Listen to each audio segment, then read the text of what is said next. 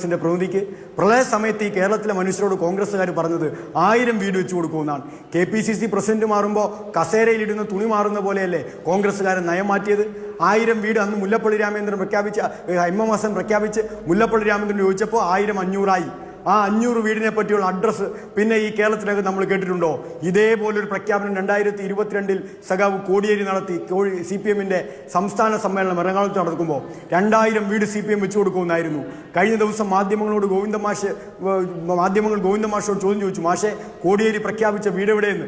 കോടിയേരി മരിച്ചുപോയി എന്നല്ല ഗോവിന്ദ മാഷ് പറഞ്ഞ ഉത്തരം. ഞങ്ങളുടെ ആദരണീയനായ നേതാവ് സഖാവ് കോടിയേരി ഇന്ന് ഞങ്ങളോടൊപ്പം ഇല്ലാത്തപ്പോഴും അദ്ദേഹം നടത്തിയ പ്രഖ്യാപനത്തിന്റെ ഭാഗമായി 1946 വീട് വെച്ചു കൊടുത്ത് പൂർത്തീകരിച്ചതിന്റെ കണക്ക് ജില്ല തിരിച്ച് പ്രസന്റ് ചെയ്ത പാർട്ടി കേരളത്തിലെ CPIM ആണ്, ഇടതുപക്ഷമാണ്. എവിടെ കോൺഗ്രസിന്റെ വീട്?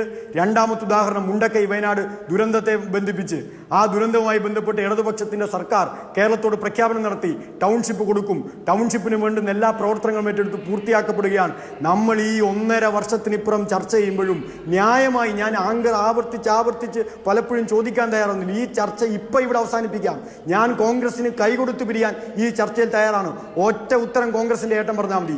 വയനാട് ദുരന്തത്തിന്റെ ഭാഗമായി കോൺഗ്രസ്സുകാരൻ ആപ്പ് ഉപയോഗിച്ച് എത്ര രൂപ പിരിച്ചു?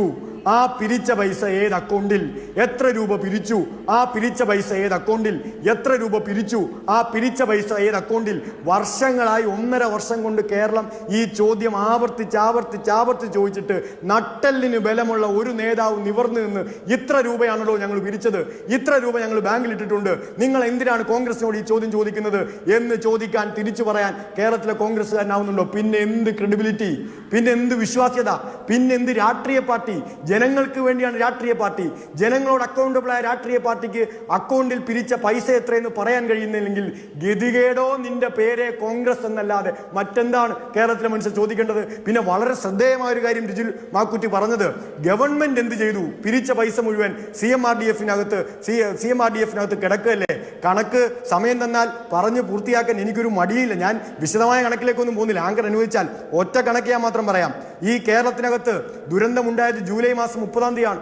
ആ ജൂലൈ മാസം 30-ാം തീയതി മുതൽ ദുരന്തത്തിൽപ്പെട്ട മുഴുവൻ മനുഷ്യനും വീട് നഷ്ടപ്പെട്ടവർക്ക് വാടക വീട് എടുത്തു കൊടുത്ത് താമസിക്കുകയാണ്. ചെലവാക്കി എത്രയാണെന്നറിയോ? കഴിഞ്ഞ മാസം വരെ 61,65,56,200 രൂപ. ജീവിത വരുമാനം നഷ്ടപ്പെട്ടവർക്ക് 300 രൂപ വീതം എല്ലാ മാസവും എല്ലാ ദിവസവും 300 രൂപ വീതം കൊടുക്കുകയാണ്. ചെലവാക്കിയ തുക എത്രയാണെന്നറിയോ? 17,77,28,000 രൂപ. മരണപ്പെട്ടവരുടെ കുടുംബങ്ങൾക്ക് ധനസഹായം കൊടുത്തു. 298 പേർ അവർ ആശ്രിതർക്ക്, 32 പേരെ കാണാതായി. അവർ ആശ്രിതർക്ക് കൊടുത്ത തുക 13,02,90,000 രൂപ. മരണാനന്തര ചടങ്ങുകൾക്ക് അവിടെ മരിച്ച മനുഷ്യർക്ക് വേണ്ടി ചെലവാക്കിയത് 14,40,000 രൂപ. 37 കുഞ്ഞുങ്ങൾ, അവിടെ ഗുരുതരമായി പരിക്കേറ്റ 37 പേരുണ്ടായിരുന്നു. അവർക്ക് വേണ്ടി ചെലവാക്കിയത് 18,86,000 രൂപ. അവിടെ CMRDF നിന്ന് കുട്ടികൾ, ഒറ്റ മിനിറ്റ്